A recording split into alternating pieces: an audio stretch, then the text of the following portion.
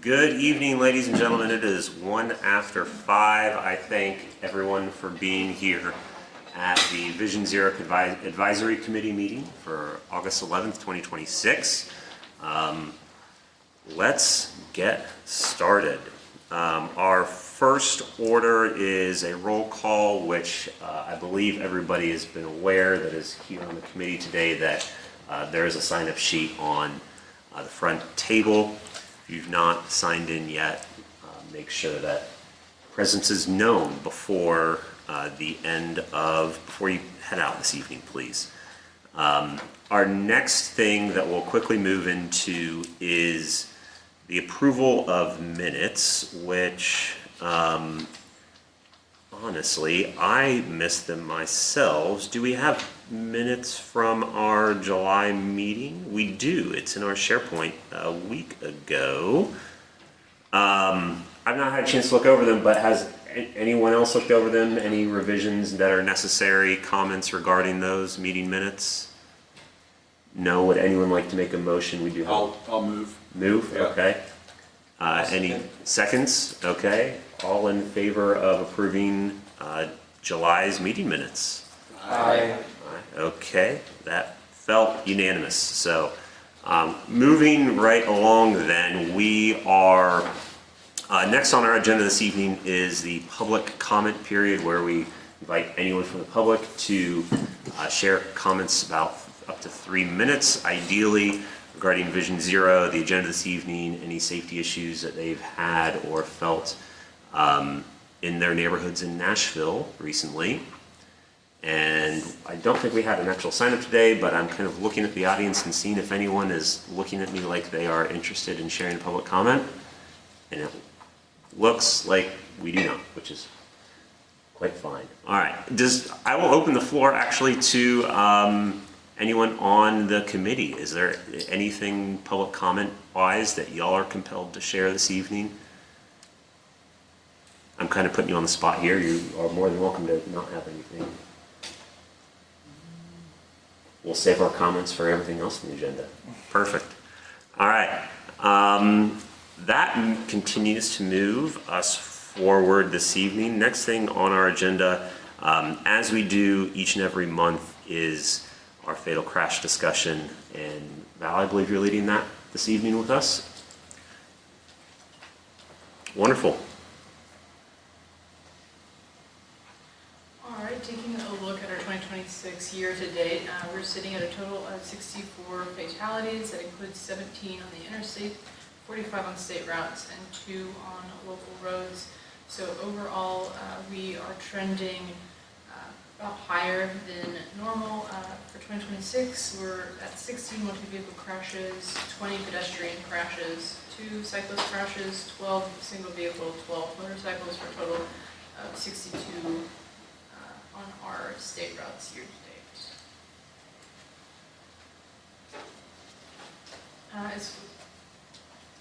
So for the July fatal crash locations, we saw I-40 East, Nolensville Pike, Murfreesboro Pike, Gallatin Pike, McGavick, Bell Road, East Trinity, Largo Drive, I-65 South, and I-24 West.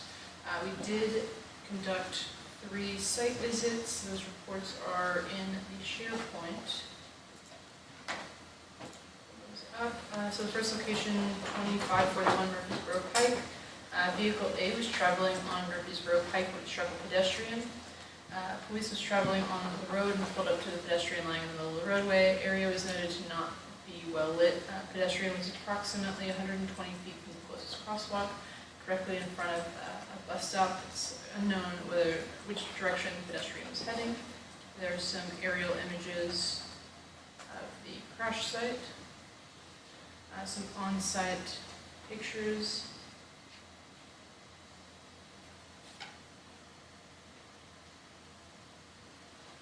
Some of the items that we did note is the need for striping refreshes, to add reflective signal backplates. Long term, we are looking at new and connecting sidewalk. But for the time being, it's striping and making some of the changes to the signal backplates for this location.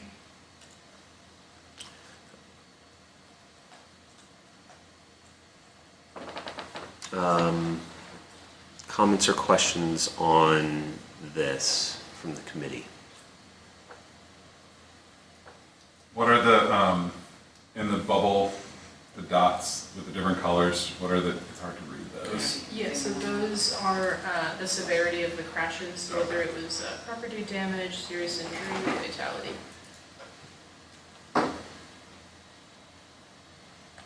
Well, were any lighting improvements recommended as part of the?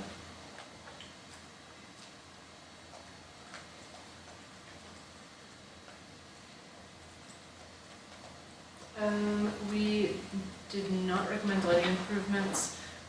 There are existing, so you can kind of see these here, there are these overhead NES LEDs. To add additional lighting,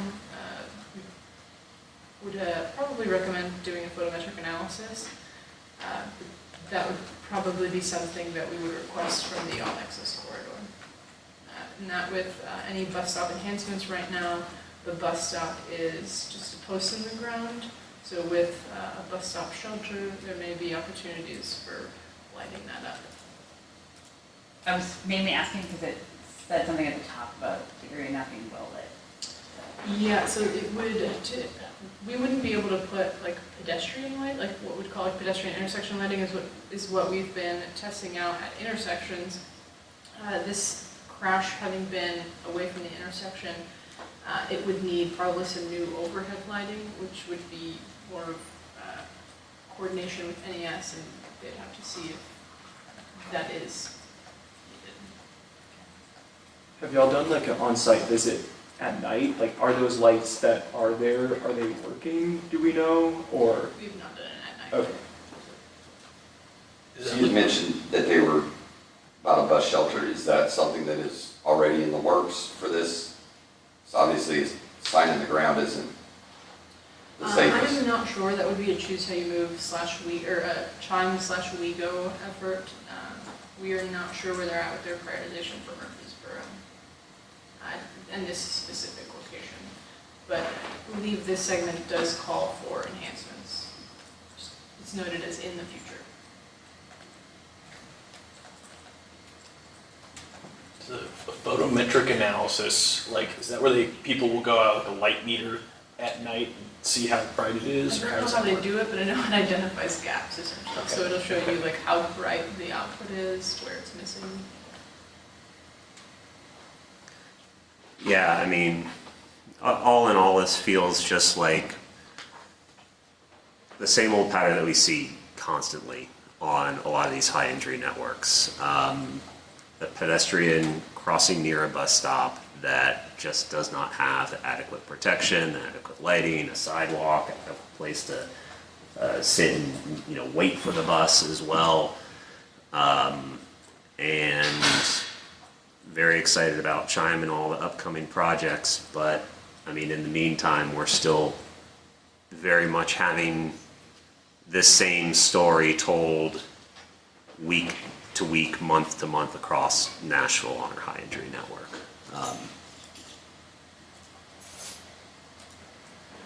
It's just so very frustrating. Any other comments or thoughts on? I guess, are there like quick build recommendations, or like what is the, Outside of striping, there isn't anything that we can really recommend at this time. In order to see any like real concrete improvements, we would need the larger scale capital project that could look like adding additional sidewalks, that could look like a roadway reconfiguration, but those types of treatments don't fall within like this program scope. or given, like, if striping is an option, was there a pedestrian refuge option in there, or that you were It considering? wasn't just because of such close proximity to the intersection, so they're saying it occurred, like, I think it was like 120 feet from the existing crossing. So we wouldn't be able to put in additional crossing or remove part of the center running left turn lane. Right, but because that 120 feet, that's like about where the bus stop is currently, so it's logical that they would cross there, I guess. I'm just thinking that, does the turn lane need to be that long, and could that be, I mean, like, is there a way to shorten the turn lane essentially, so that there's at least a space? And I know that NDOT wouldn't wanna like designate a crossing there, but people will cross there, so, yeah. Yeah, I get what you're saying.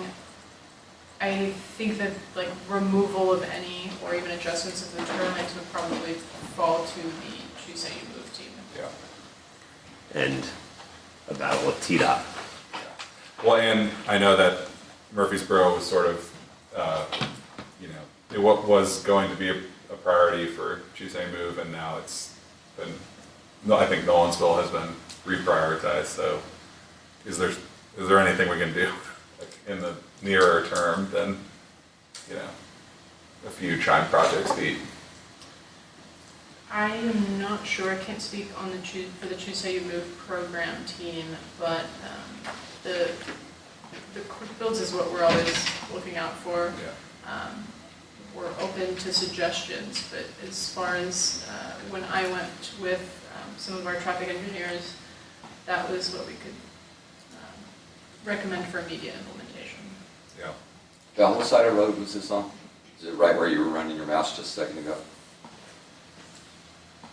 I don't remember if the initial report said if it was north or south. I believe it said it was by the stop sign, so I believe it was like this area. Yeah. They identified that as a small break of the sidewalk? So there's sidewalk here, sidewalk on the other side, but there's where the actual bus stop is. There is no sidewalk.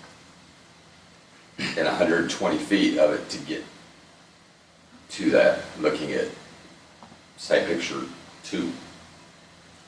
Is that correct? I'm sorry? 120 feet, is that what they said, where the distance was between the 120, the closest, victim was located approximately 120 feet from the closest crosswalk. directly in front of a bus stop? Yes, there appears to be a bus stop in the area.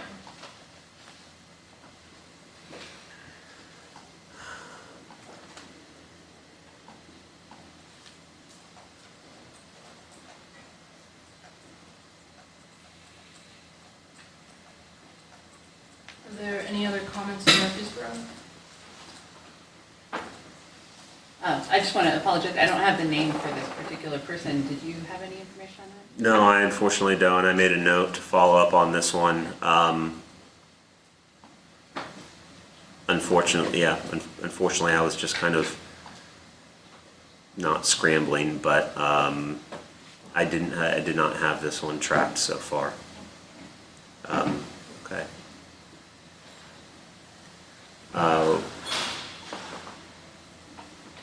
Thank you, Val.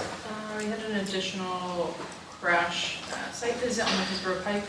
So a vehicle was traveling on Murfreesboro in heavy rain in lane 1. It ran across the road from the driver's left side, and the vehicle struck a pedestrian at around 45 to 50 miles per hour. The crash was approximately 460 feet to the nearest intersection.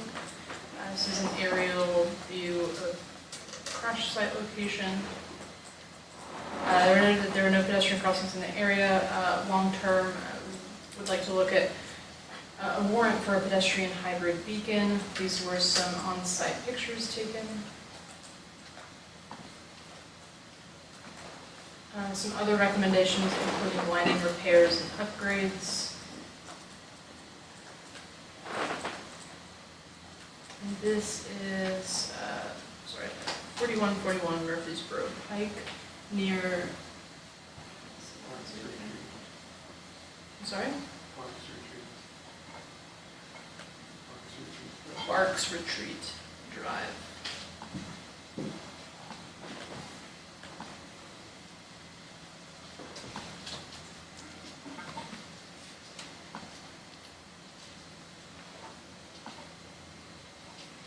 Are there any comments on 4141 Murfreesboro Pike? So I'll add in this case, the person's name is Mikkel Holder, and he was 48 years old.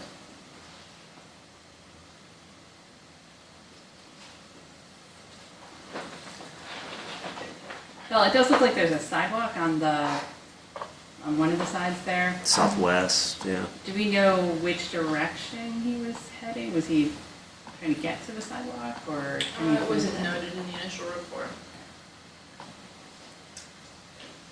It may be worth mentioning that this is so on the edge of the county line entirely, and there's no WeGo service out there anymore. It used to be, but not now. So, it's inhospitable.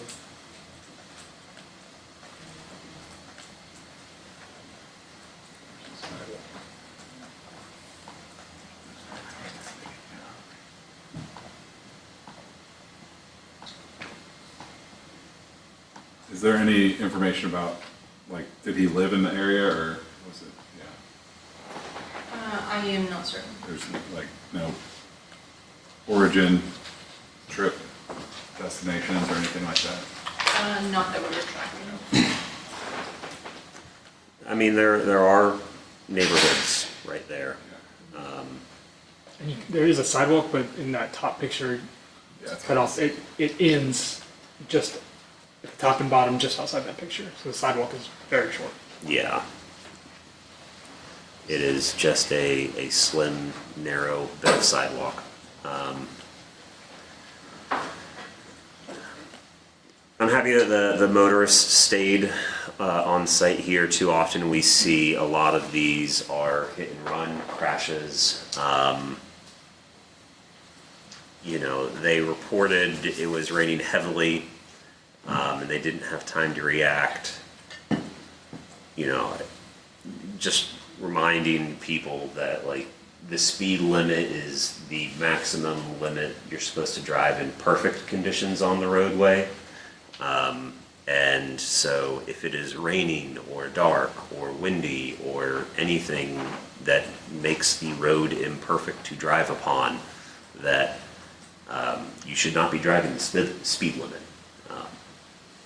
And there's a myriad of reasons why, but that's just a reminder, unfortunately.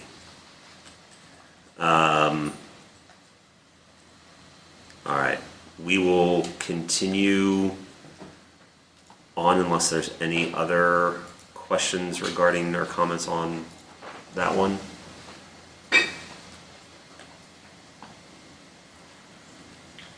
Alright, the location was 4040 Nolansville Pike. Crash description, driver A was traveling south on Nolansville Pike when they struck a pedestrian. Driver B was traveling north on Nolansville Pike when the secondary vehicle struck.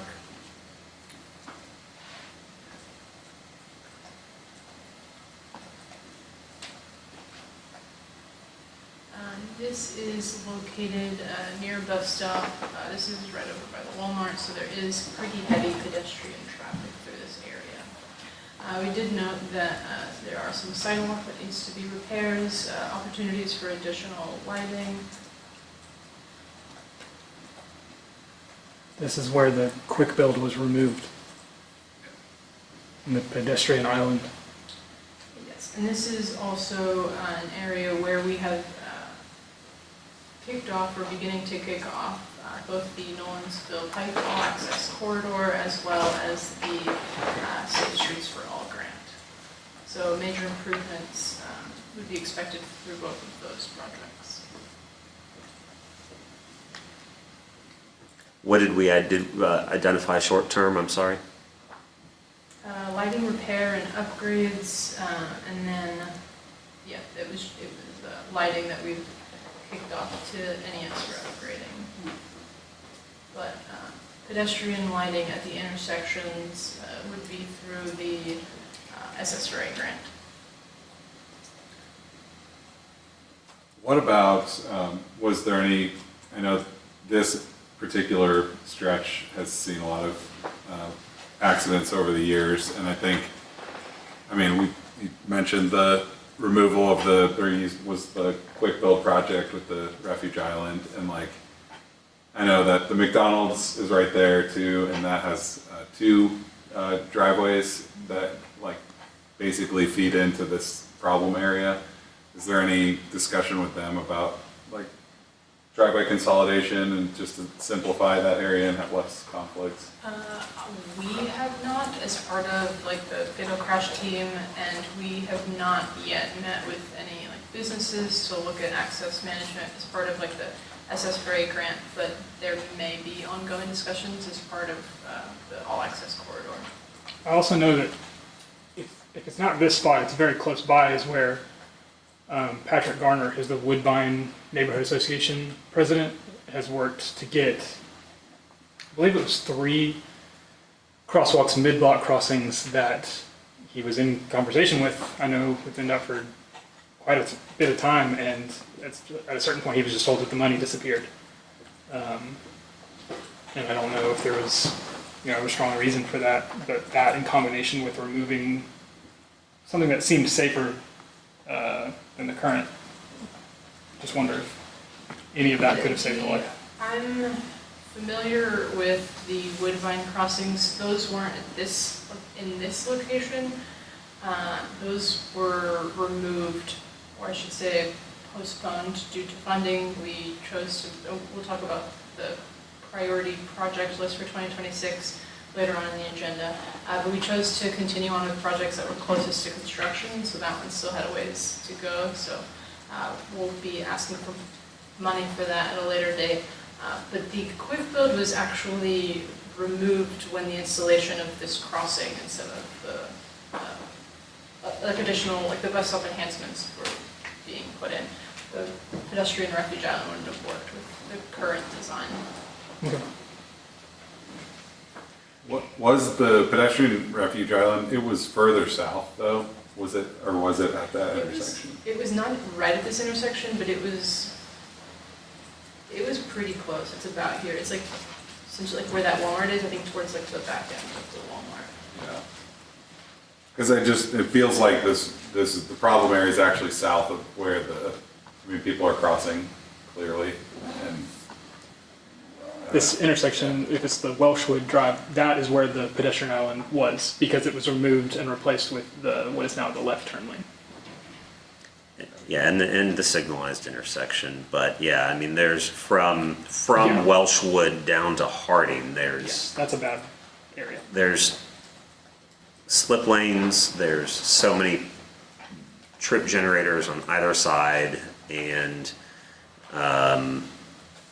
I'm not even sure what that distance is from Welshwood down to Harding, but And I'm just curious, like, I would just be interested if there was any documentation or anything on the decision to go from, what was just a crossing to the standardized stoplight or whatever, just because I feel like there is existing data that shows that stoplight, while it feels safer, it can actually create environments where drivers are speeding through a yellow to try and make it through so they don't get caught at a red, or they are going fast and they see a green, which creates an environment where they feel permission to go as fast as they want through that intersection.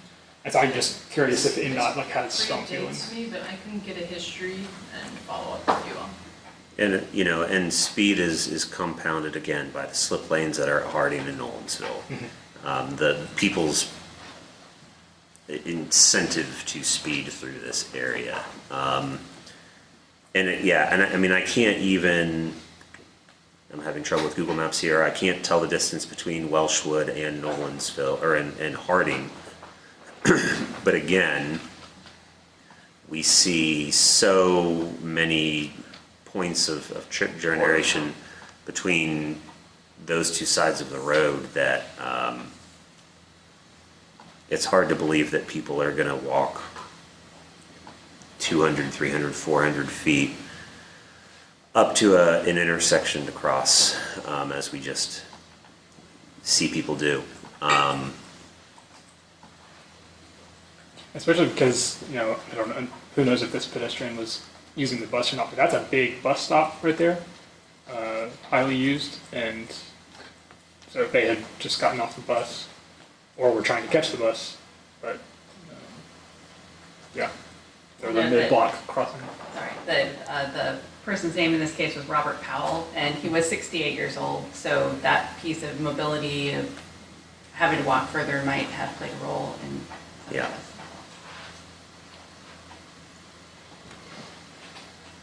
Any additional items on this crash? I guess given Choose How You Move's priority, or Nolensville being a priority of Choose How You Move, I feel like we should make sure that this, I mean, we know that this is a problem area, like, can it, safety be, I mean, it's gonna be paramount the whole corridor, but this is like, time and time again over the years, it like really needs some serious pedestrian attention. Yeah, and I know we do have the grant coming for improvements on Nolensville, even pre all access corridor, which will take time for planning and engineering and actual construction. I know we have some improvements coming on Gallatin, Maine this fall, but it feels like if any of these other corridors were to see and get improvements similar to what Maine Gallatin is happening, we have to center them around where our bus stops are. Like, that just feels like the easy and obvious, like, where is a bus stop? We have to do anything that we can to improve pedestrian access and safety and crossing management and you name it. It definitely seems like a common denominator. It's such a high common denominator. Yeah, I mean, there's a stretch on Old Hickory down in South Nashville as well that there's just a concentration of pedestrian fatalities, and it's right where a large bus stop is. That and unlit areas. Yep. The other one. Yeah, I mean, I think those two things are where our efforts have to focus. So that would be my final comment on this. Looking around, okay. Val, quickly, do you have any, and I'm gonna try to look at June real quick. Do you have any updates on June crashes that happened that, as far as updating some of on like quick builds, or do you want that to be part of the quick build conversation? That'll be part of the quick build conversation. Okay.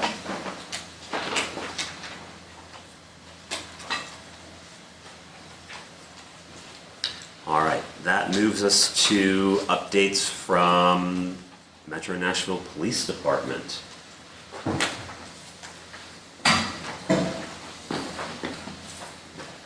And hello, how are you today? I am doing well. I'm James Williams. I'm the captain over the traffic division for the Metro Police Department. I'll just start giving a real quick kind of overview to you all about the traffic division, myself, and kind of the work we do. The traffic division is a countywide division. We are not out of any precincts. We work for the entire county out of our Support Services Bureau.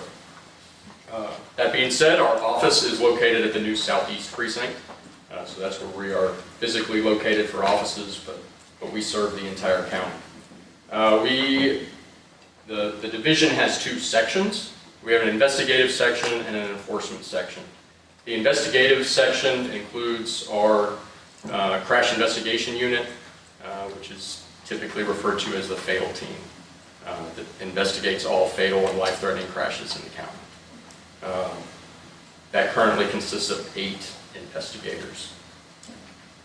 Investigative section also includes our hit and run unit that investigates all hit and runs in the county that are not being investigated by the fatal team. So all the ones that are not involving life-threatening or fatal injuries. We have 3 investigators on our hit and run unit right now. The enforcement section is the most visible part of the traffic division. Includes our motor unit with our motorcycle officers, which is currently our largest unit.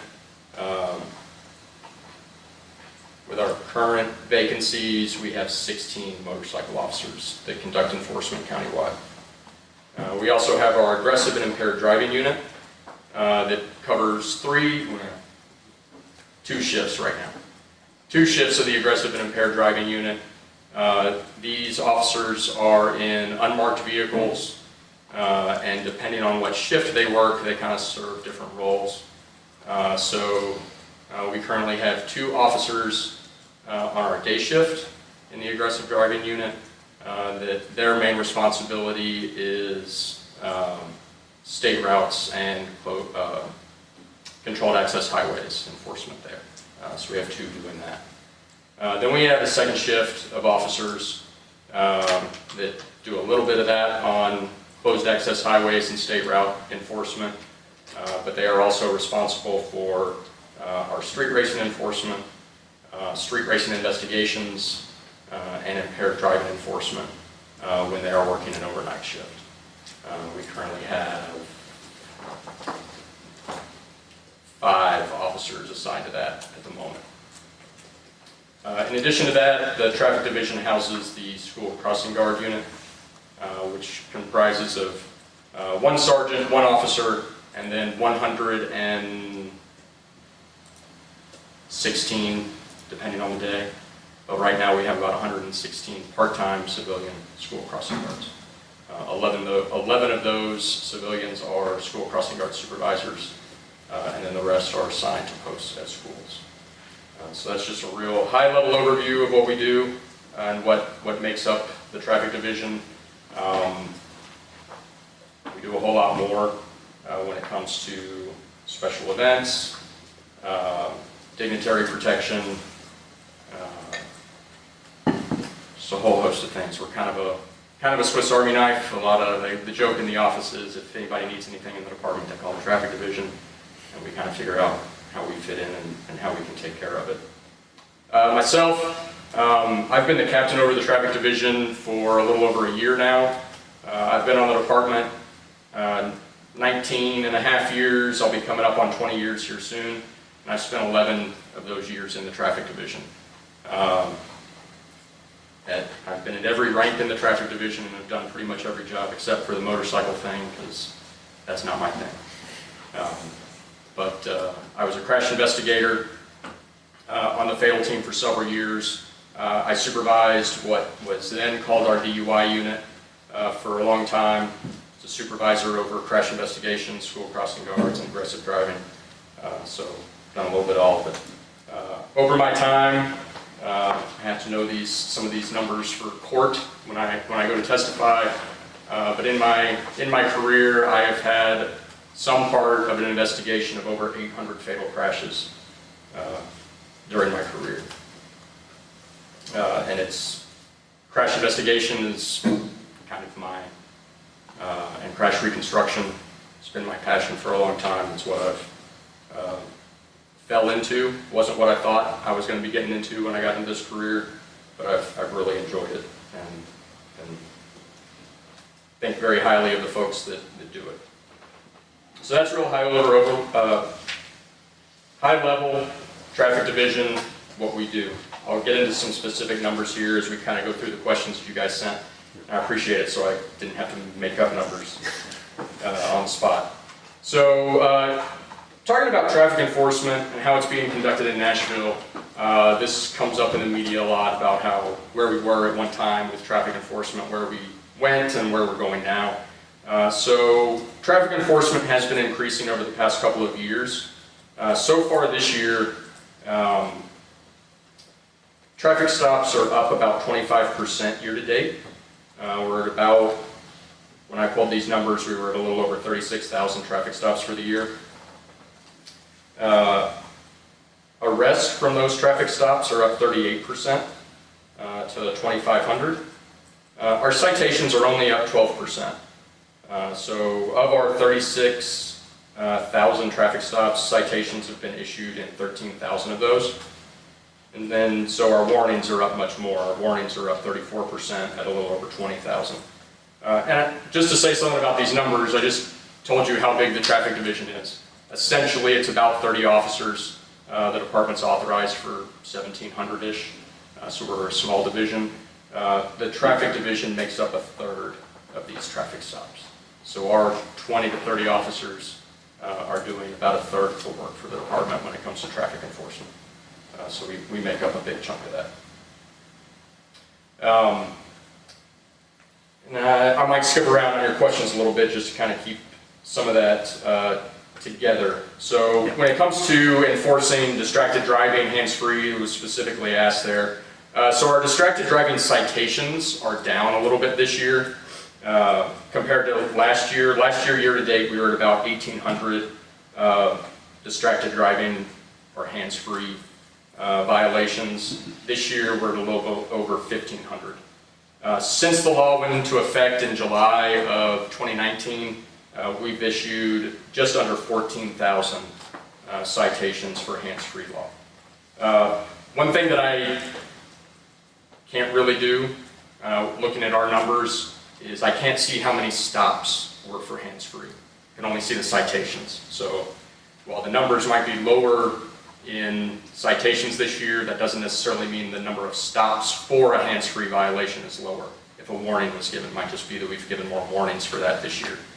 When we complete our data stop forms on our traffic stops, if we give a warning, we don't put what the specific violation for the warning was. We put a category: moving violation, seatbelt or safety violation, regulatory violation. So I can't parse out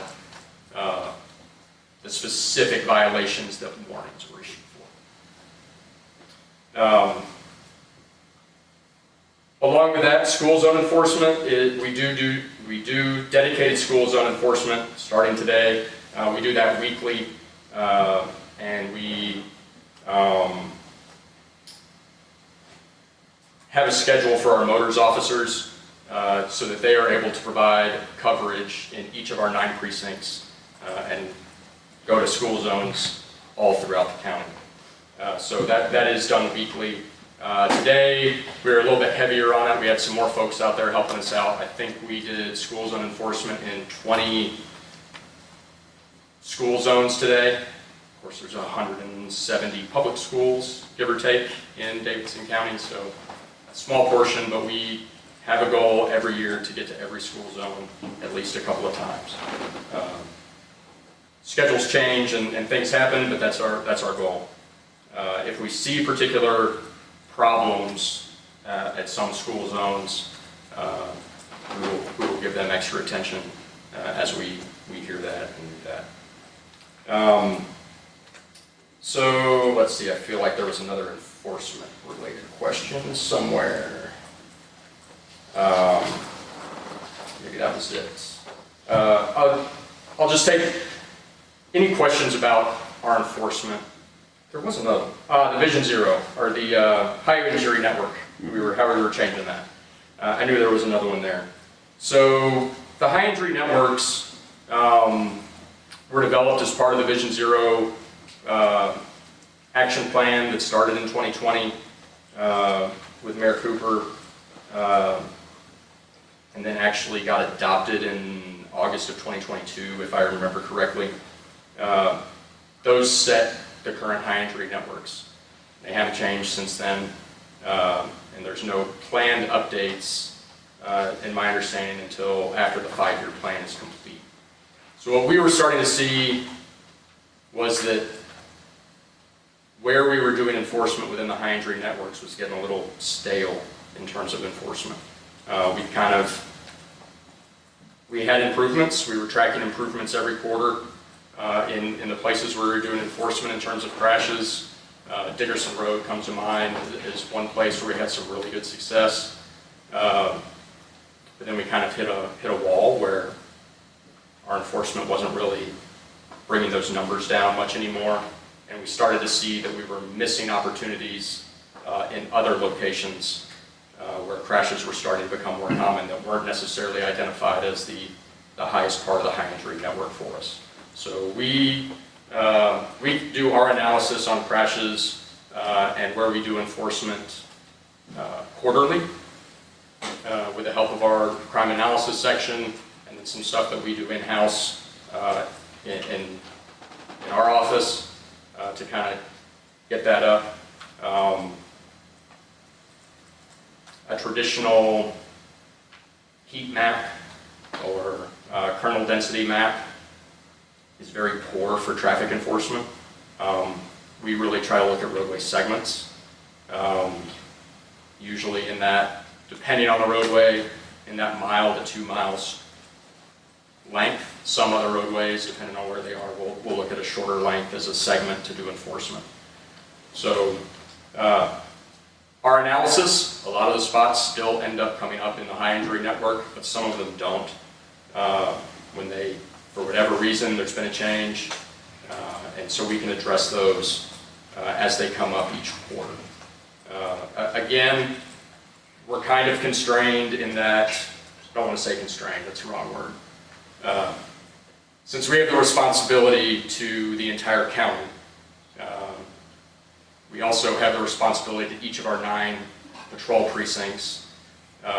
We schedule our enforcement in a way that is manageable for us to schedule, but also somewhat unpredictable to the public. We don't schedule it where every Thursday at 10 in the morning we're going to be at Murfreesboro and Bell Road.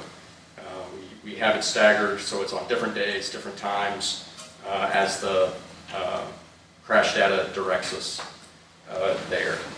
So I think when I was here last year with some of my colleagues talking about this, we were kind of figuring out that, like, hey, we can't just keep going back to these same places that we've been going to for the past 3 years. We need to branch out a little bit, and we've been able to do that really over the past 2 quarters. Really, it took us some time to kind of get what we were looking for in the crash analysis to make sense. We kept getting some weird things, and then a lot of it wanted us to keep going on the interstate. Like, no, that's not where we're going. We're looking for stuff not on the interstate. So once we kind of got over some of those data challenges, we've been able to get that going the past 5 months, and so far I think it's going well. Don't have real hard numbers on that yet, but it seems like it's going well, and we'll see how that comes to fruition over the next few months. Captain, I have a quick, Yeah. if we're going to stick on enforcement for a Yeah. moment. It sounds like, obviously you said traffic control has been about a third of the tickets and so on and so forth. It sounds like other divisions, units, you guys wear a lot of hats. It sounds like they're also helping with enforcement as Yes. well. Yeah. For Nashville, do you feel like we are having an appropriate level of enforcement? And then also, B, are we looking at other sister cities comparably and their rates of enforcement and how they're managing that part of your work? So, as a traffic guy, no, we're not doing as much enforcement as I think we should. I also know in my career that I look back at some of the numbers and the traffic stops of 15 years ago, and that wasn't correct either. Right. That wasn't the way things should have been done. There's a happy medium somewhere. I don't know what that medium is, but I think we need to raise it up from where we are now, but we don't need to get where we were then. I think the biggest change that has always been the focus for the traffic division, so much so that for as long as I've been in the traffic division, it's been written in our SOP of what violations we're really looking for. And it's those violations that lead to crashes: the speeding, the distracted driving, following too closely, improper lane usage, seatbelt violations, and impaired driving. You know, those things, focusing on those can really have a big impact. I think what we're starting to see is we've been able as a traffic division to get that message across to the other parts of the department that those should be their priority. Some of it's, I remember being a young officer and somebody telling me, a supervisor telling me, hey, you need to make traffic stops. Okay. And then kind of left it up to my to me, to figure out what that meant. But now it's that messaging of, if you're gonna do traffic enforcement, it needs to be for these reasons, because this is where you can have the impact. So I think that's where we're starting to see the improvement, where traffic stops are up 25% this year, and I think they're up for the right reasons, across patrol, and some of the other divisions that are out there doing that type of work. Thank you. You had a second part to that question. Oh, yes. Sister cities and all that. We have a really hard time as a police department with sister cities, being a metropolitan government. But even then, looking at, we have a sheriff's office that doesn't perform law enforcement duties, don't have law enforcement powers. Because if you just wanted to say, look in the state, you can go to Memphis, since we're actually now similarly sized, which hasn't always been the case. Not only is Memphis Police Department doing enforcement in Memphis, but so is the Shelby County Sheriff's Office. So they have kind of double coverage there. You can't really say, can't compare the Metro Nashville Police Department to two other police departments doing the work in one place. And that's really what we start to see when we look at a lot of sister cities, whether that's Austin, Indianapolis, even Indianapolis now being a consolidated government. There's more police departments within the Indianapolis metro region than there are within Nashville. So there's overlap in a lot of areas. So that's tough to see. You know, I think we're pretty, Nashville's pretty consistent with other cities in how things have ebbed and flowed in terms of thinking about traffic enforcement. I think we do it a little bit better in terms of being targeted about it. Just talking to some folks in other places, particularly when it comes to certain things. There are definitely areas where I know we can improve, and I want to see the city improve. And a lot of that is resources, and I know that's the question we had about resources in there too. But just from conversations with other police agencies, I know how we look at conducting our enforcement in a targeted way, having a schedule, having target areas for high visibility enforcement is not what is being done in other places. And we have a lot of folks reach out to kind of see how we're doing that and steal from us, I guess. So we'll see that. Thank you.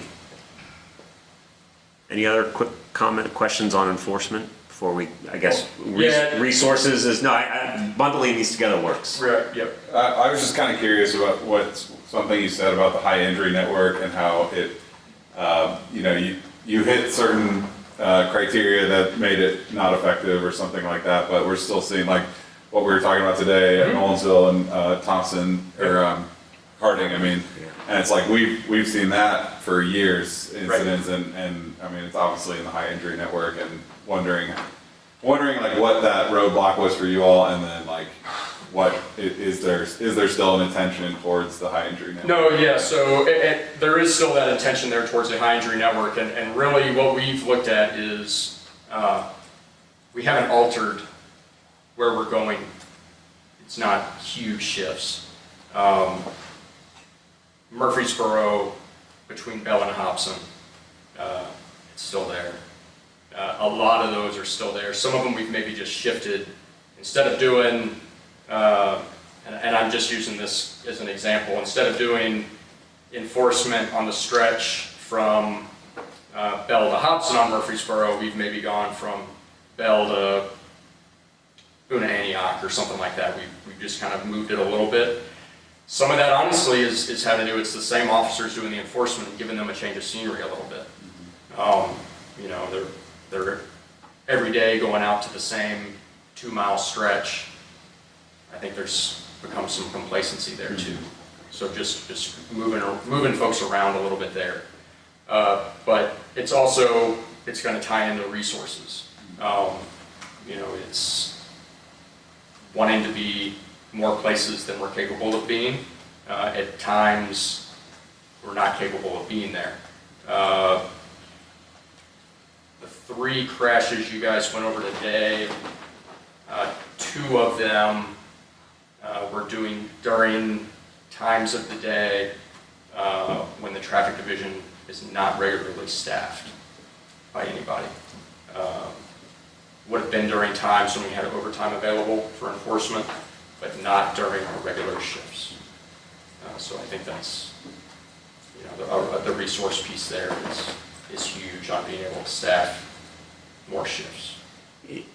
And please correct my memory if it's wrong, but is the traffic division still only doing overtime when funding comes from the state for that? Was that So we have a couple of buckets for overtime enforcement. The majority of that is coming from highway safety funds. The street racing enforcement that's during times outside of our shifts is done through our own internal overtime, through the police department. In terms of that funding, the department took budget cuts this year like every other department, so that has impacted our overtime availability. Yeah. Thankfully, the traffic division's overtime wasn't cut like some others, but that will have an impact, a little bit of an impact on us in terms of that enforcement. What is unfortunate is that it appears that our next federal fiscal year of highway safety grant funding will be cut significantly to a level that, as far as I can tell, we haven't had that little amount of money come from the state, and the federal government ultimately is where that money's coming from, since we've been having grants going back to 2009.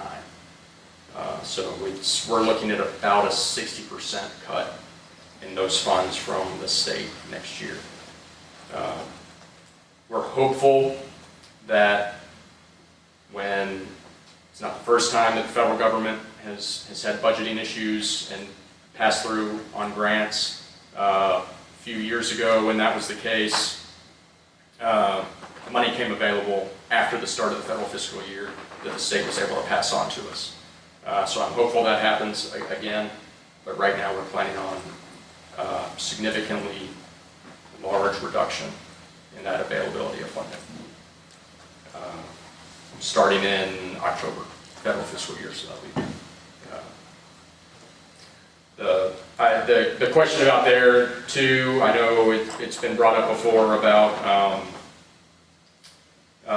delays in getting that funding. That hasn't kept us from conducting enforcement in the past. It's just made us cautious about it. And really it comes down to it's procedural stuff. Any grant funding has to be approved by council, so that's 3 readings, that's at least 6 weeks, those sorts of things. Then getting it signed by the mayor and back to the state, getting the state to sign it, usually pushes the availability of funds to us past the beginning of October. We have still been able to do enforcement kind of on the backstop of if something were to happen where that did not go through, we'd be able to pay for it out of our overtime. The overtime funding that the traffic division has specifically covers right now really kind of 3 buckets, 3 big buckets. Street racing is one, court, any overtime that is spent in court when you're there not on your shift, and then the call-outs for fatal crashes and the investigations. As a on-call 24/7, 365, any overtime that comes into those call-outs, and then during investigations that, aspects of the investigations that take them past working their shift, that's that overtime bucket there. So let's see, what else we had here? resource questions? Yeah, starting back at the top of what I had, just kind of goes to resources. you know, there's been discussions about increased amount of highway patrol within Davidson County. Hard to believe it was 2023 when we mentioned this. Staffing for the highway patrol in Davidson County has increased.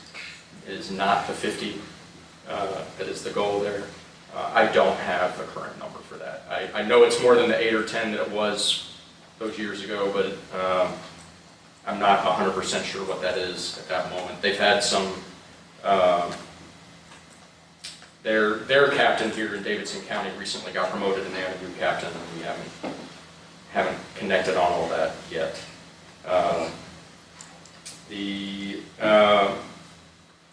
The highway safety grant funding, just to go back to that a little bit.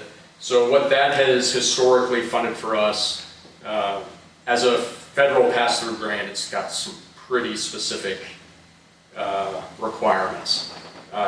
We have to spend at least 51% of it on DUI enforcement. That's where the majority of it goes for us. A lot of that being that we don't currently have the overnight staffing for a on-duty DUI unit like we have in the past. That's something that we're hoping to build back in, but just haven't had the staffing for. So the vast majority of that highway safety office funding goes towards DUI enforcement.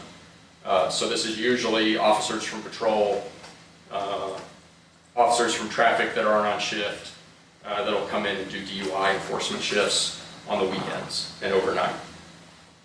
The other part of that is there's a small part of the funding that assists us with training, sending officers to trainings.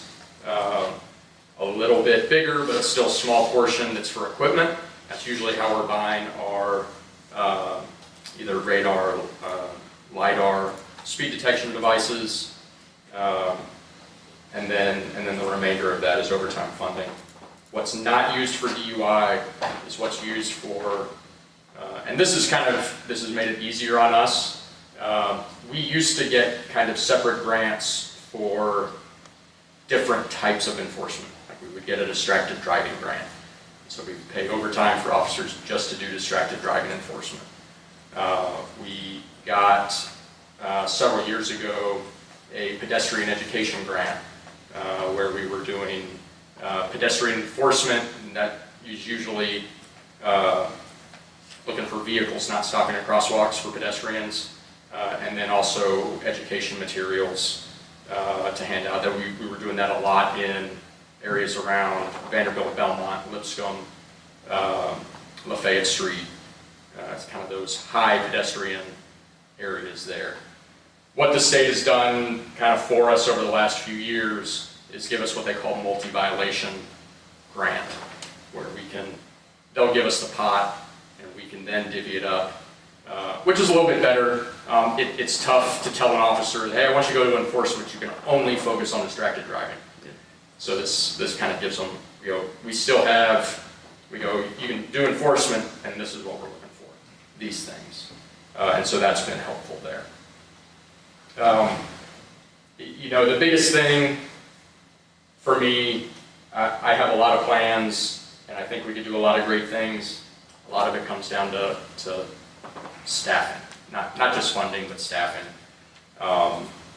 If we could get to a point where the traffic division was able to have 24-hour coverage across the county, I think that would be massive for what we were able to do in terms of providing a better level of service to the city there. Beyond that, funding-wise, the thing we always struggle with, one is equipment, and then two is the prices of training. going to outside classes, it's gotten really high. We are kind of lucky in that two of the folks in the traffic division, myself and one of the sergeants, We are ACTAR certified. I have to get the acronym right. Accreditation Commission for Traffic Accident Reconstructionists.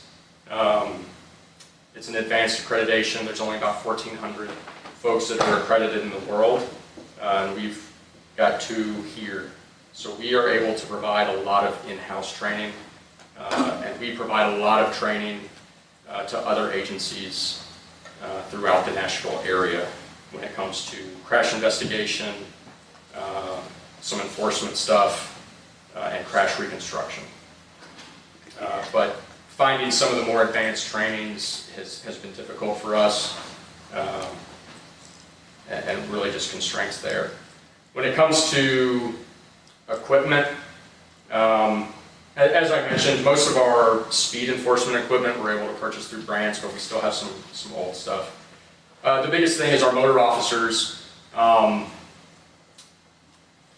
Just to equip a motor officer, minus the motorcycle, costs about $9,000. When it comes to helmets, they have to get radio kits for the helmets, boots, and protective gear.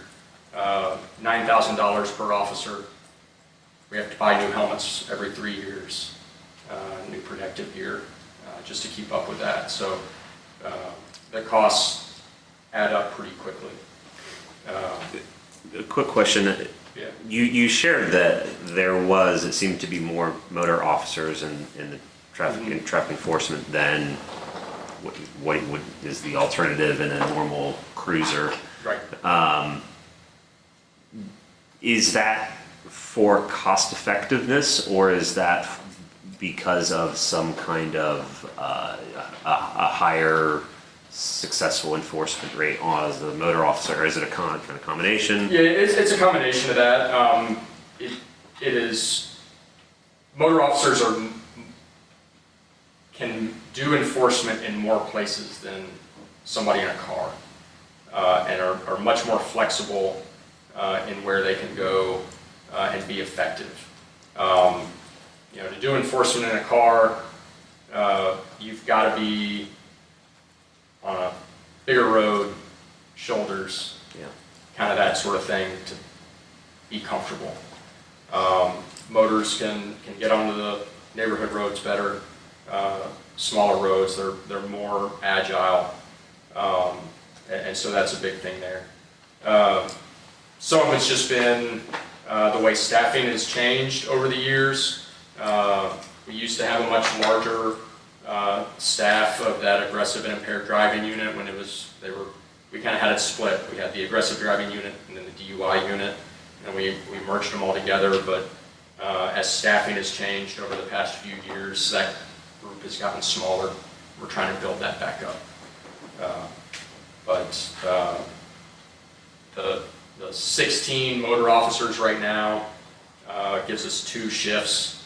A disadvantaged motors, a big disadvantage, is the guys will say that they're fine, but I'm uncomfortable having them work overnight shifts because it's just not as safe for them visibility-wise. So looking at those overnight shifts or nighttime shifts, we really prefer to have the folks in the cars. So our motor officers are really relegated to daylight hours. Unless it's like right now when they can go make a traffic stop and then they got to find some air conditioning because it's miserable for them right now. But that's it there. I'll say that they're crazy. They ride in anything. Absent the ice storm, they ride every day, all year. So they're just they have a lot more flexibility in what they can do. Any other question? Oh, there was a question about, I think this one question was about tracking speeding. I think that was maybe, if I remember back to 2025, we were talking about like speed trailers and utilizing those. We did purchase a speed trailer It's a message board speed trailer, so it's like one of the larger message boards where we can put up, you know, the slogans, drive slow, sober, get pulled over, those sorts of things, but also has the speed feedback and can track speed. We were able to purchase that through a capital portion of a highway safety grant. We have been deploying that, been using it most recently in school zones. That's kind of where we're using that. So that's where we are, kind of resource-wise. I think I really liked this. What are the trends that we're seeing and what we think folks should be aware of? We are really seeing an increase in drug impairment with everybody involved in fatal crashes. It's a big change just over the time in my career. Used to be the drunk driver, they've been drinking, it was alcohol, that's it. We are really seeing a lot of what we consider poly-drug impairment. It's alcohol and something else. You know, we don't have all of our toxicology testing back, but only 2 of our at-fault drivers in our fatal crashes this year have tested positive for alcohol only. But 9 have tested positive for drugs only. And that's a big flip for us historically. 7 of the at-fault drivers have tested positive for both drugs and alcohol, with a couple of them at some really high levels. The other things we're seeing, over 30% of the pedestrians impaired, their toxicology are pedestrians that have been killed. Their toxicology has come back. We've had 3 of the pedestrians come back with blood alcohol over 0.3, approaching 4 and 5 times the legal limit. Just crazy high numbers in the BAC. We're seeing increases across the board in the use of meth, cocaine, and fentanyl shows up everywhere amongst our drivers, pedestrians, and bicyclists. You know, seeing a lot of that. The other thing that we've been tracking, we started tracking this a couple years ago, kind of just based on a hunch. It wasn't something that we had really been tracking, but 40% of the at-fault drivers in our fatal crashes this year don't have a valid license. They're either revoked or suspended for an accumulation of points or a prior DUI. Along those lines, 20% of our at-fault drivers have had a previous DUI conviction before the fatal crash. So when we look at, we broke down, it's been several years, our data was a little bit older, but you start looking at somebody that is unlicensed, and they were 20 times more likely to be involved in a fatal crash. This is folks that are more likely to be engaged in risky driving behaviors, driving without a license, and they're just basically driving however they want out there. So that's something that we've really seen an increase of as well. I know when Val goes over the numbers, and you guys have seen it, but it was really kind of a surprise for us last year. The increase in motorcycle fatalities over the past couple of years has been pretty dramatic. Last year, I was hopeful after last year with our pedestrian numbers that we were going in the right direction, and unfortunately that's sort of reverse course again. But across the board, right now, all injury crashes are up about 3% across the county. We're right around 5,000 injury crashes so far this year. The other thing that's related to what I've just talked about, but also not, some of it has to do with our increased training and abilities. These investigations are becoming way more complex, and I think that's that a lot of that has to do just with an increase in our abilities. When I became a crash investigator, some of the tools that were available weren't available, back then, but the investigations have just become way more complex. So if I've got 8 investigators, which I do right now, when you take into account the life-threatening crashes, each of them are going to carry a caseload this year of about 20 crashes. Each of those crashes, on average, the investigation will last anywhere from 6 weeks to 4 months. So when you add that, times that by 20 for each person, it's a big caseload. Along the lines with that, with more complex and better investigations, we've seen a huge increase in the prosecutions that we've had in terms of these crashes. We are charging way more people with vehicular homicide now than we were just a few years ago. And we're being successful. So last year, we work with the district attorney's office closely. They have a vehicular crimes unit that we work with. And last year, that unit in the DA's office prosecuted 80 felony level cases from our crash investigations. And we had a 100% conviction rate. Which is pretty unheard of. So I think that's one thing that I think gets missed, that I just wanted to highlight for our crash investigators, because they don't get the recognition. Each of these crashes is potentially a homicide, and each one is treated that way. Even if it's a single vehicle, single occupant that just seems like somebody that ran off the road, we treat each person in each crash the same way, and give each investigation its due course there. Captain, a quick question. Yeah. That's great. I'm pleased to hear that. You mentioned a high percentage of the people who have, for lack of a better term, caused life-threatening fatal injury crashes are unlicensed. To me, it seems like, whether it's points removal or whatever, and I know this is I'm asking a question about a much larger system that goes into the DA's office and legislation. It seems like the judicial enforcement of those needs to improve as a key component to our prevention in. Yeah.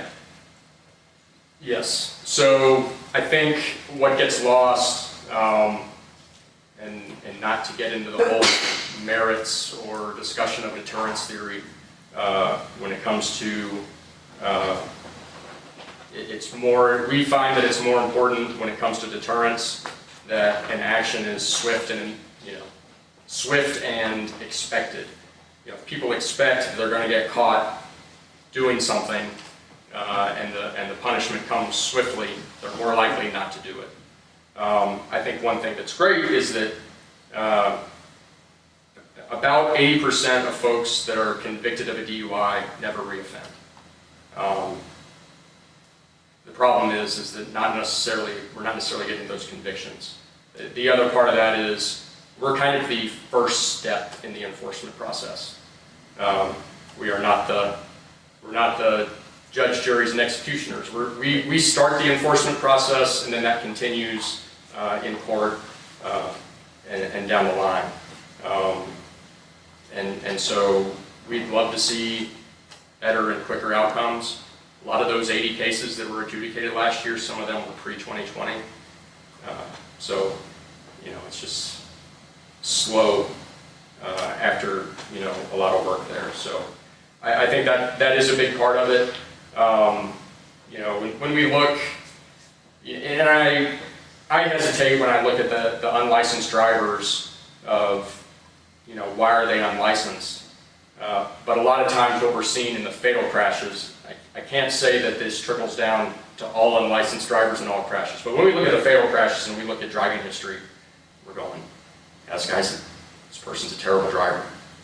it's a ton of speeding tickets. It's a DUI or more previously, and they just continue to drive there without a license. So I know it gets frustrating for our officers when they say, oh, well, you know, I write a citation or arrest somebody for not having a license and nothing happens, it gets dismissed, all that kind of thing. But we always just focus and say, hey, we do our part, we're that first part, and we control what we can control there. So I'm always kind of the, and this has changed too, I'm much more likely if I make a traffic stop now, I'm going to write the citation.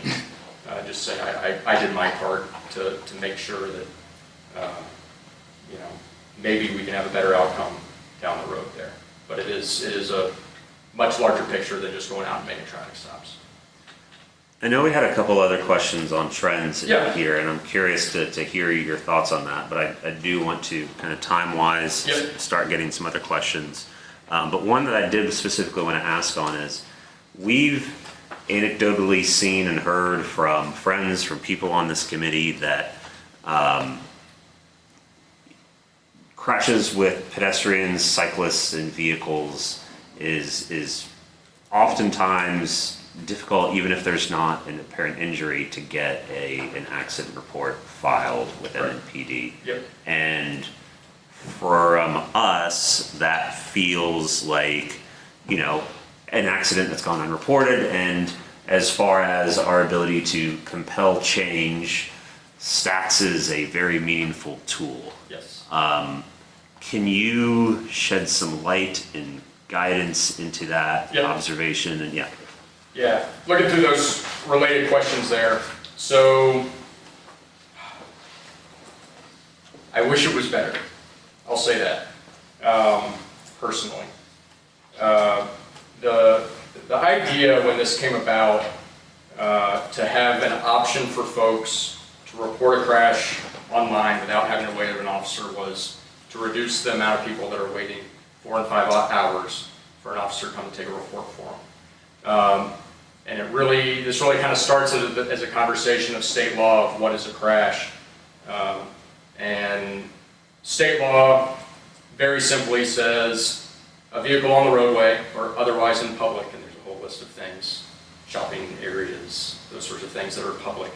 Vehicle on the roadway strikes something and there is more than $50 worth of damage. That is the absolute minimum for what a crash is. Then there's reporting levels. It must be reported to the state if there is damage in excess of $1,500. It's reported to the state through a police officer's crash report. There's some other caveats to that, but that's the general gist of it there. Within the department's policy, we have historically not gone to any crash that occurs on private property, even if it's open to the public, with exceptions. Crime's been committed, if there's a disturbance, somebody appears to be impaired, those sorts of things. So in addition to looking to find a way to really better our service in some ways and make it available for those crashes that were occurring on private property to be reported, where previously, if you called 862-8600 and said you had a crash in the Walmart parking lot, you say, man, sorry for you, and that would be it. But now we had added that online option. And it was also decided to have an online option for crashes involving minor damage, which is typically considered that less than $1,500 worth of damage. The system, and I had some hand in developing kind of the questions and how that went, and that got a little bit convoluted, but I think the biggest barrier we see, because the traffic division, we end up getting a lot of these follow-ups, like, hey, I tried to make a crash report and I was told no, and then we're scrambling to try to make a report later on for folks when they should have been able to have an officer come out. And that's just through the screening process. They're calling the 862-8600 number. it's a different department with different policies. It's not the police department. It's kind of making those decisions on whether the police department will respond or not. And that's where things get a little bit weird. In terms of the choices, it is something that we've been in discussions about changing, because they're not, as is said in here, capturing all the possibilities. Folks can make those crash reports. To get down to it though, if an online report is made, regardless of the circumstances, doesn't come to the police, we never see it, there's no follow-up. Those are for the citizen. It's a vendor that keeps those reports, and they are not included, they're not reported to the state, they're not reported in any of the stats when NDOT looks at a warrant for an intersection or anything like that. So they are simply for reporting purposes for that citizen. I'm sorry, can I clarify that? So NDOT doesn't get any of that data when people report crashes through the online form? Correct. We don't, police department doesn't either. Are you, I assume, able to request it? Yeah, we can request it. And it's, But amongst all your other responsibilities, your likelihood to do so is, yeah, yeah. it's held within the vendor's database that we could search for, but it doesn't, none of the part of the crash report meets the MUC requirements, the minimum annual uniform crash criteria. It's simply location, names, and vehicle descriptions, and then any narrative that the citizen will put in. So it doesn't capture any causation driving factors, environmental factors, or anything like that. Ultimately, it just becomes kind of a dot on the map, but not necessarily of any value. But not actually a dot on any map that exists anywhere. It exists within the vendor's database. Right. That seems really problematic because NDOT uses crash data to Correct. warrant different intersections. I agree. So what would be needed to get that data actually in a viable and useful format?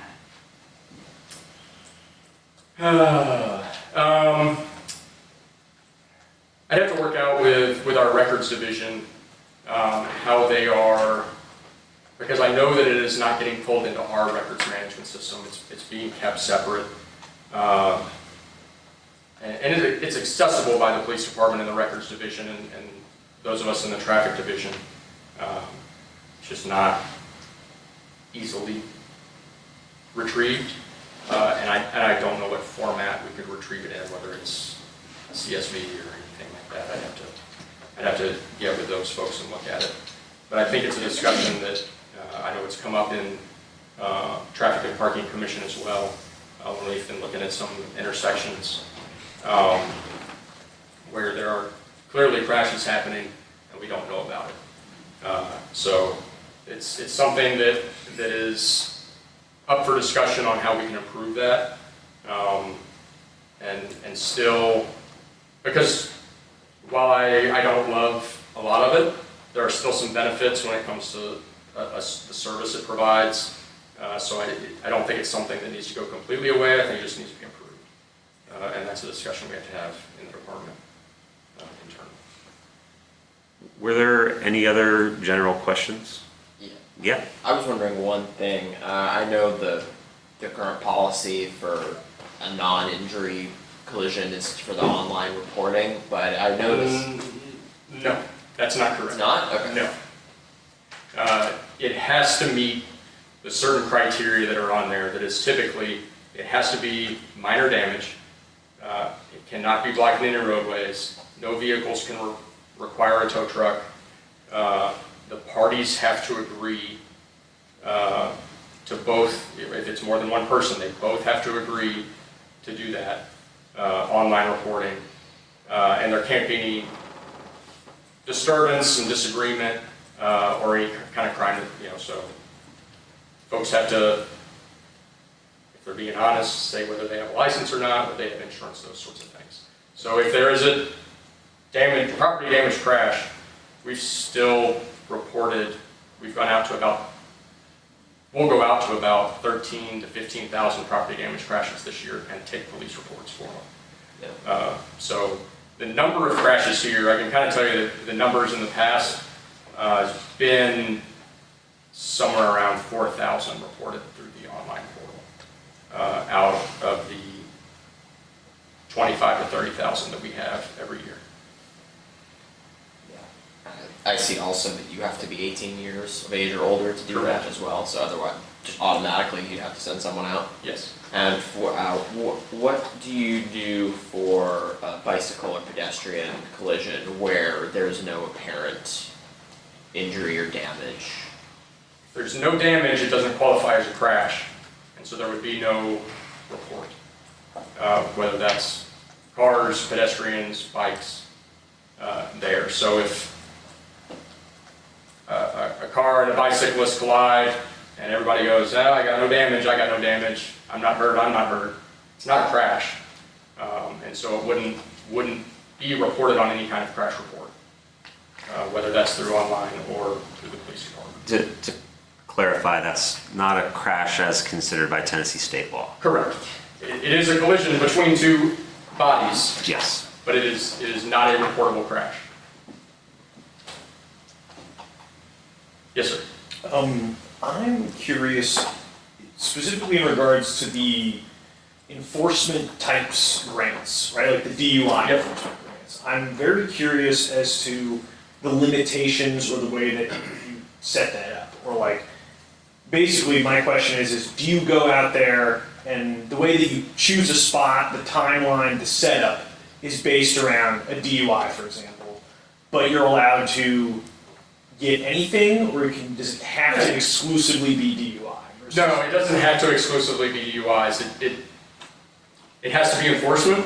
I'm not going to pay overtime for an officer to sit out there and, I'm not going to pay them 8 hours to do nothing. If they come back and say they made one traffic stop in 8 hours, they're like, well, I didn't find a DUI. I'm like, you weren't trying hard enough. So they can, the enforcement can be for anything. We instruct them to focus on those activities that are indicators of somebody that might be impaired. So it's not restricted to that, but that's their focus. And during my time on the DUI unit, you can get pretty good at picking out which drivers are the impaired ones. Distracted will throw you off, but Has lane assist hindered your ability to detect?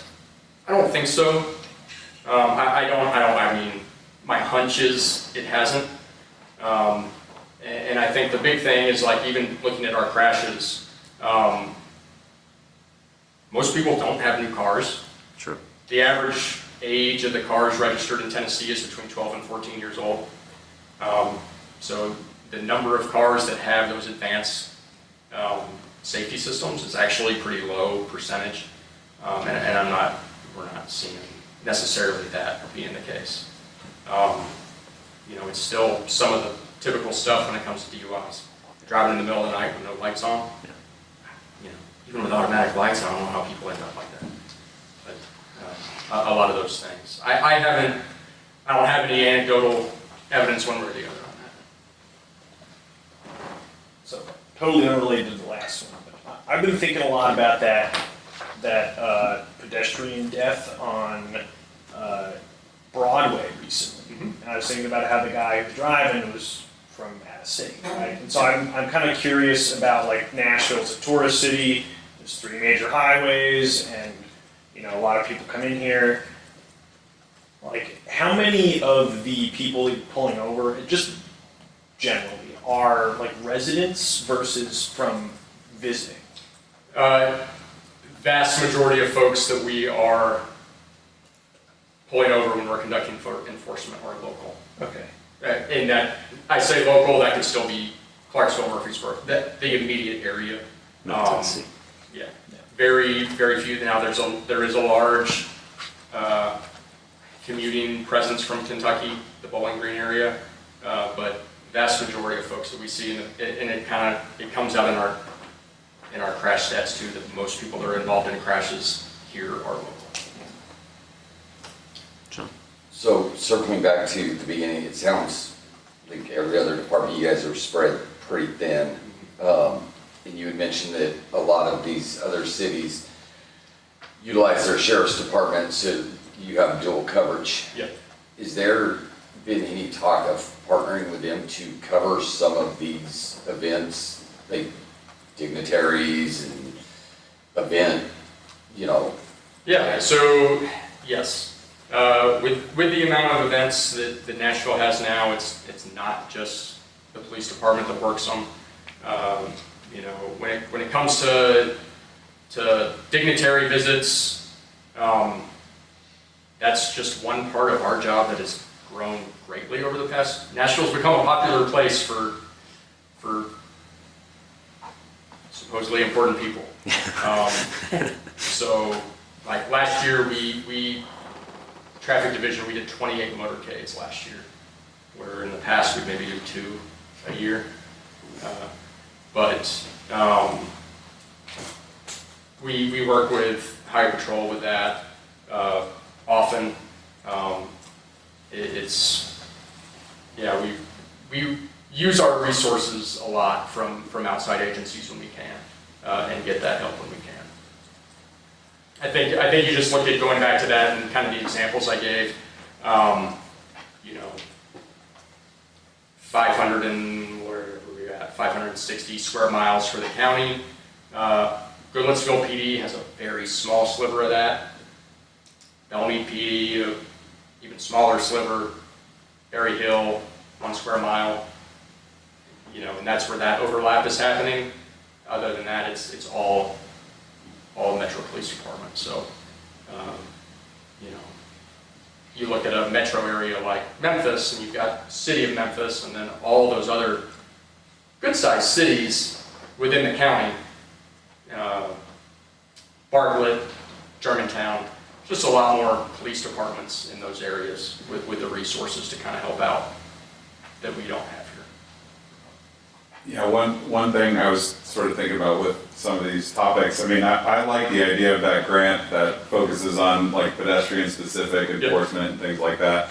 I think about the proposal that we saw in council to eliminate right on red. Mm-hmm. And I wonder from your perspective, like the feasibility of that and how would, a lot of that would probably fall in your lap and how that. I look at the current proposal with Urban Services District as most of the county now.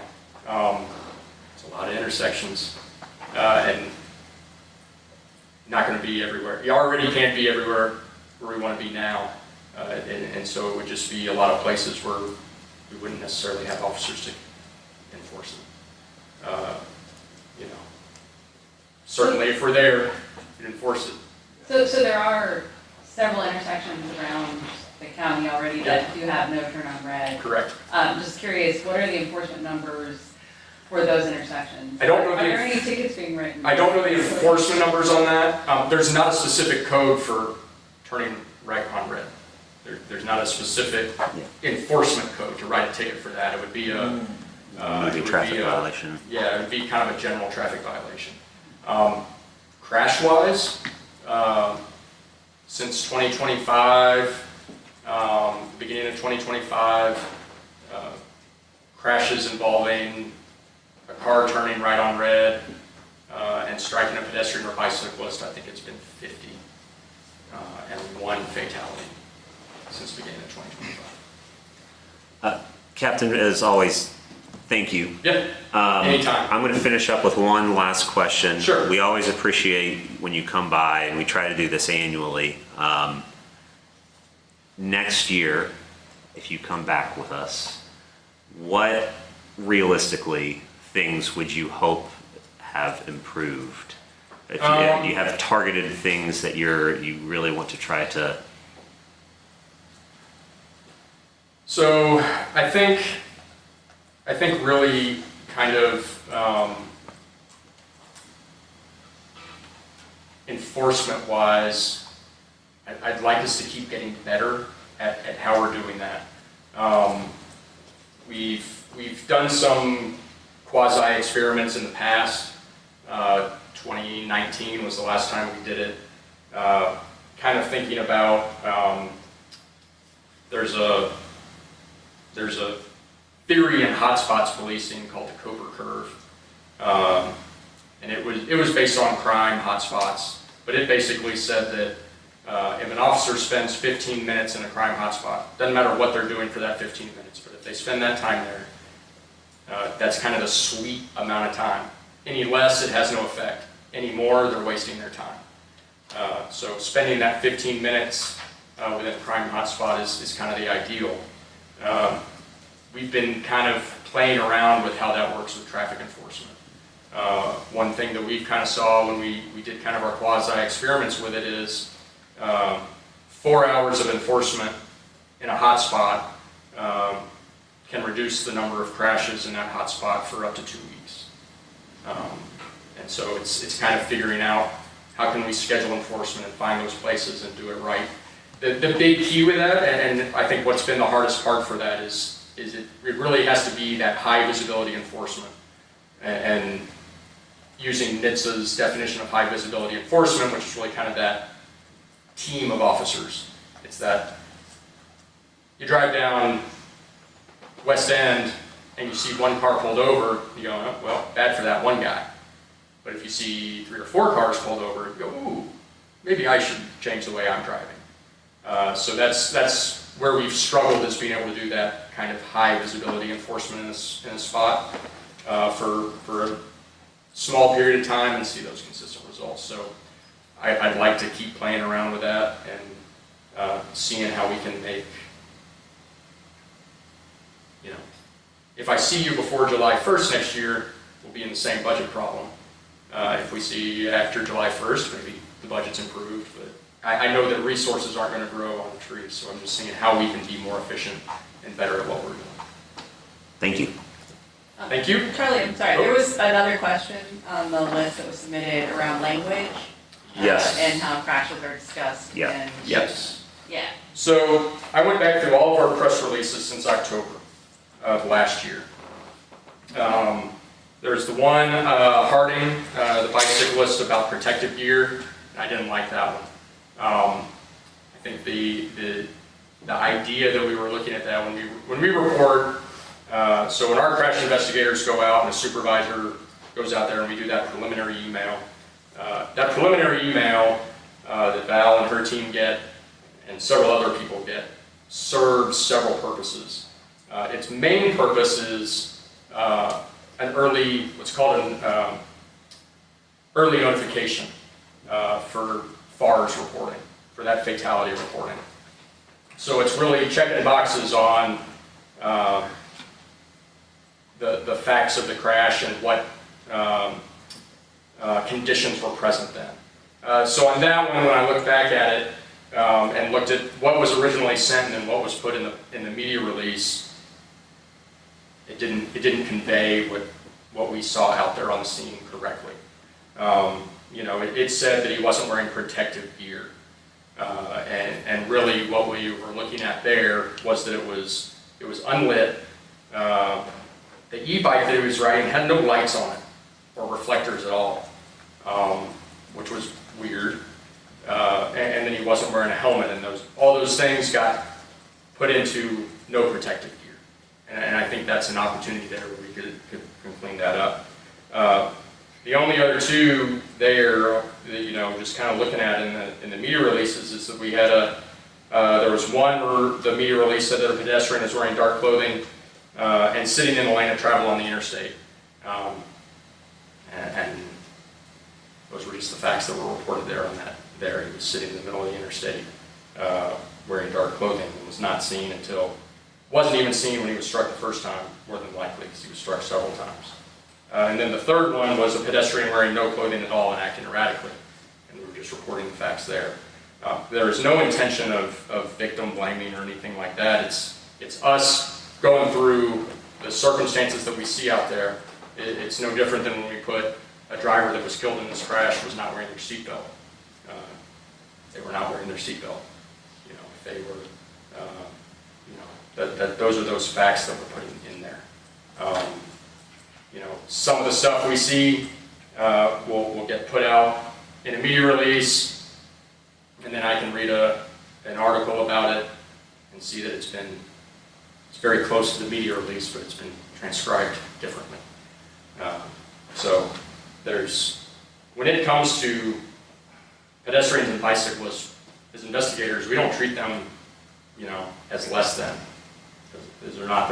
They're all people, and it's all victims, and it's the families that we're talking to, every day after this.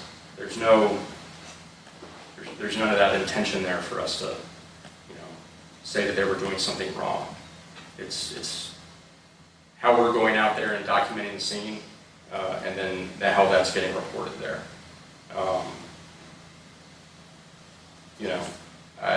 Looking at there, I couldn't find any media releases where we wrote that they weren't wearing high vis or that they should have been making eye contact.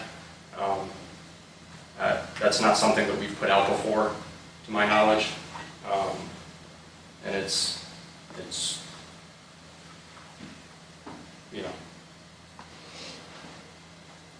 after 11 years of going to these scenes, and talking to the family members of everybody involved, and still keeping in touch with many of them. The implication that we're somehow not treating these people the same way as drivers hurts. So we go out there and do our job to our best of the ability that we can, and then how that is then communicated and perceived is what it is. So we will just continue to do our job the best that we can to investigate these crashes and bring justice to those when it's needed. Thank you. Thanks.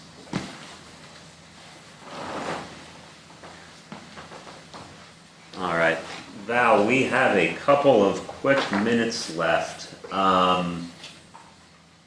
Can we jump into quick builds?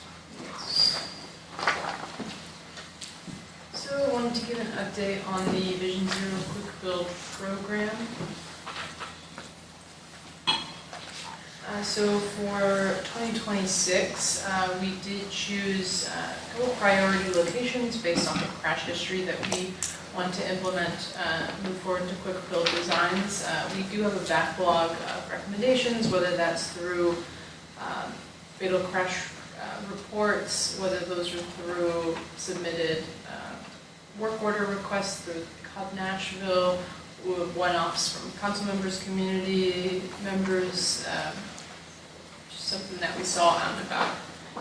The program description, the NDOT Vision Zero, it's a Vision Zero effort to implement quickly deployable, low-cost designs that improve multimodal roadway safety, and it can look like this cross street right here, where we have done like a bulb out using just paint and delineators, or otherwise, if we were to try to do this with concrete, the design, construction, timeline, and costs would balloon exponentially.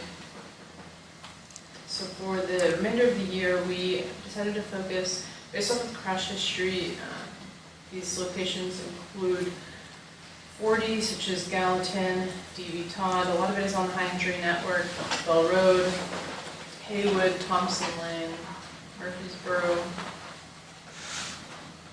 There's a long list.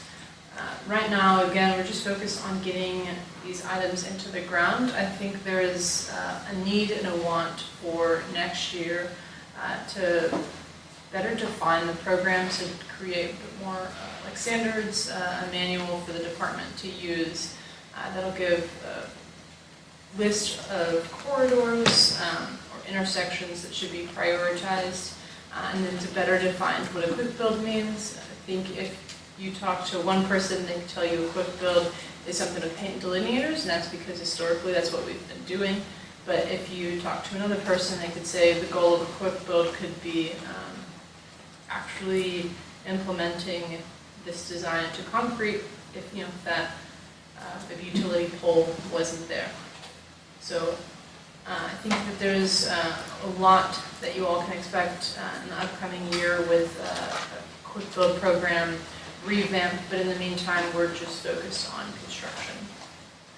These 40 locations, as I guesstimate,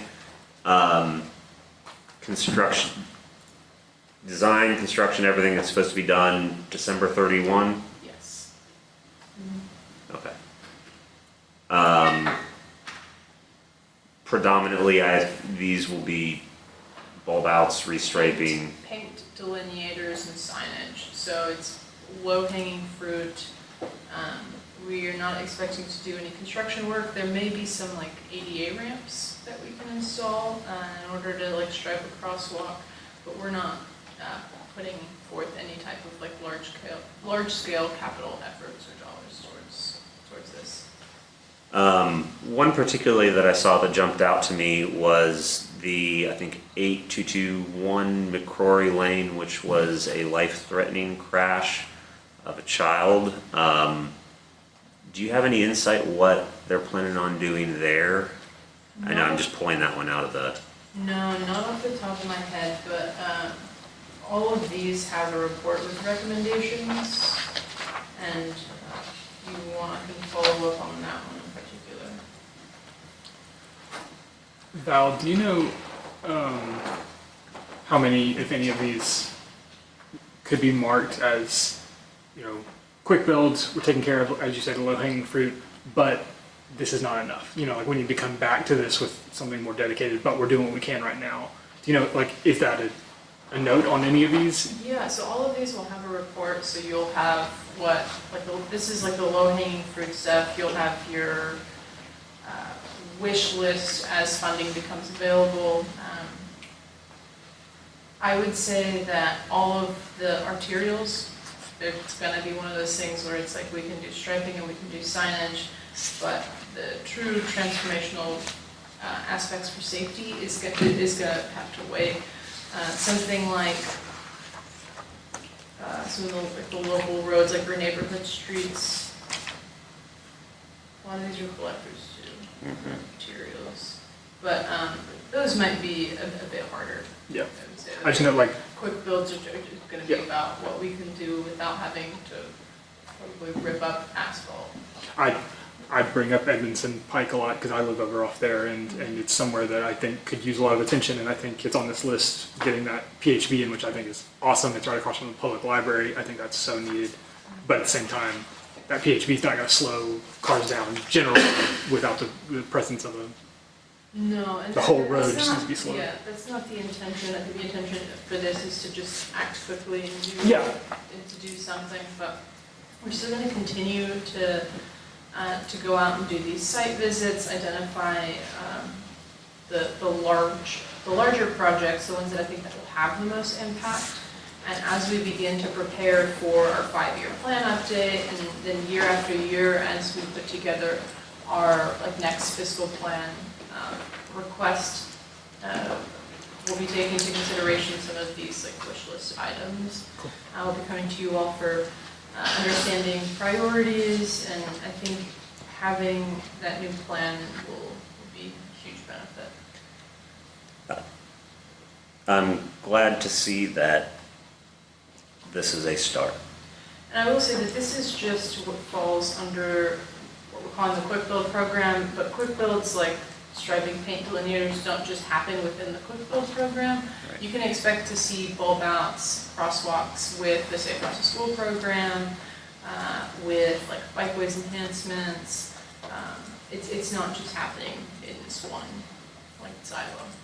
Will these be visible on like similar to how the paving, like the public facing paving map came out recently? Like is there like a version of that for We quick build version?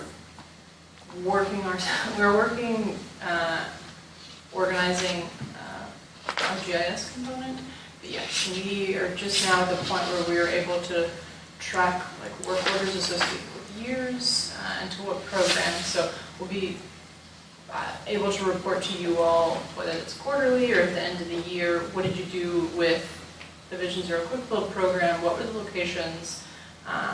how much did you spend in like construction hours to how much you spent in materials, what did you build, and we should be able to throw those on a map. Whereas before that was just a complete missing piece.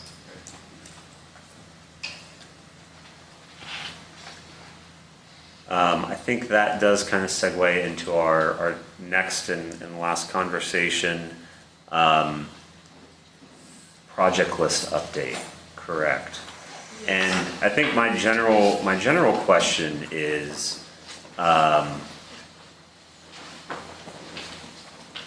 we as a committee, and I think as you know, NDOT and Choose How You Move and all the different departments understand that Vision Zero and safe systems principles need to be applied to all projects. But specifically, if Vision Zero is a program that is funded, how are Vision Zero program funds specifically being used? Because when I'm looking at the project list that we have for the remainder of the year, you know, walking, biking, and sidewalks, to me, is a great way to improve Vision Zero initiatives, but it's not a part of the Vision Zero program. So, as far as use of Vision Zero funds for things like sidewalks, I'm fairly well torn on that being the appropriate use of the Vision Zero funds. To me, I think Vision Zero funds ideally should go towards our high injury network and directly impacting crash sites, that areas, you know, on our roadways where we are seeing people die. And I know that there are places where sidewalks can certainly improve that. But looking at some of the sidewalk projects that Vision Zero is helping fund for the remainder of the year, I'm not really seeing much overlay with the high injury network. As well, I was curious if there's any update on the program manager for Vision No, Zero. not this time, it's still under review. But we hope to make an announcement or have more information shortly. This was, my understanding was the program manager was for 6 months. Is this if we're spending the money by December 31st and we finally have a Vision Zero program manager starting December, are they going to be able to work a full 6-month contract through We'll be May able 5th? Or May, the 5th month of the year? Yeah, we will have funding allocated to fund them for a few months. And then when we are putting in, we haven't started officially the, I guess, fiscal year 27 planning. We have like rough ideas, but we'll present to you all that list. But within that, we'll have the program management team. We're looking at least a year's worth of funding for that. But didn't we have in the short bucket of Vision Zero money? It's 6 months worth. So that will be able to roll over. I know fiscal years and calendar years don't align, but As long as we get it tied up into a purchase order, it shouldn't be an issue. okay, that was part of my question. But other project questions that folks might have.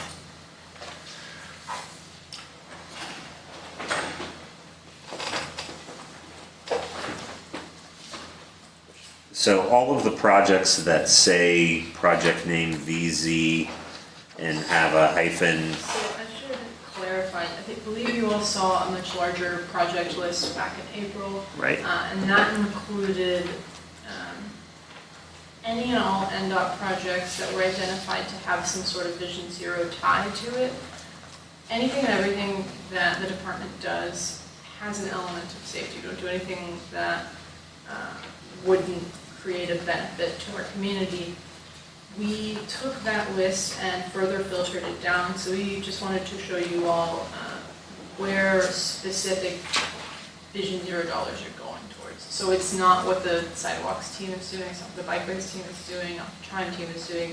This is just fiscal year 26 Vision Zero dollars, whether that's tied up or to be tied up. So you'll see things like Dickerson bike safety improvements. A lot of the stuff is going to be on your high entry networks. We've got Harding, Lebanon, Murfreesboro, downtown, Charlotte, Old Hickory Boulevard, Clarksville. A lot of it as well, and for pedestrians, there's a lot of crosswalks, a lot of signal work.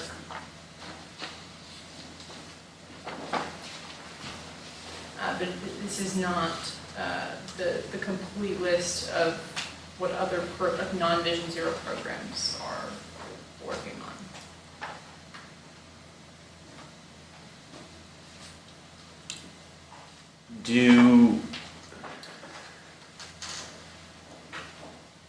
I really don't want to get into the weeds on managing money or anything like that. But I think, particularly as we start to look at new program manager for 6 months and onwards, and we particularly start to look at new projects, and in addition to, how NDOT has their own buckets, how Chime and, tax improvement revenue is coming in, I would really love to see a much more clear and concrete delineation on how Vision Zero dollars are being used within the Vision Zero program as we are granted dollars from the council.